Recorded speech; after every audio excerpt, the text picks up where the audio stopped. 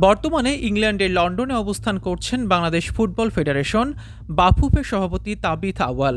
সেখান থেকে তিনি লেস্টার সিটির কিং পাওয়ার স্টেডিয়ামে গিয়ে দেখেছেন লেস্টার সিটি ও ক্রিস্টাল প্যালেসের ম্যাচ শেষে বাংলাদেশি বংশোদ্ভূত ফুটবলার হামজা চৌধুরীর সঙ্গে সৌজন্য সাক্ষাৎ করেন তিনি।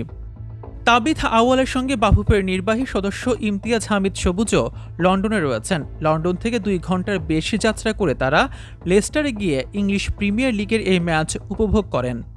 সম্প্রতি হামজা চৌধুরী ফুটবলে তার আন্তর্জাতিক পরিচয় ইংল্যান্ড থেকে বাংলাদেশে পরিবর্তন করেছেন। ফিফার আনুষ্ঠানিক প্রক্রিয়া সম্পন্ন হওয়ায় এখন তিনি বাংলাদেশের জাতীয় দলের হয়ে খেলার যোগ্য। আগামী 25 মার্চ এশিয়ান কাপ বাছাই পর্বে ভারতের বিপক্ষে ম্যাচ দিয়ে তার আন্তর্জাতিক অভিষেক হওয়ার কথা রয়েছে। বাফুফের সভাপতির এই সাক্ষাতে ওই ম্যাচের প্রস্তুতি নিয়েও প্রাথমিক আলোচনা হয়েছে বলে জানা গেছে। এটি হামজার বাংলাদেশের জাতীয় দলে অন্তর্ভুক্তির পরবর্তী ধাপে একটি গুরুত্বপূর্ণ দিক হিসেবে বিবেচিত হচ্ছে।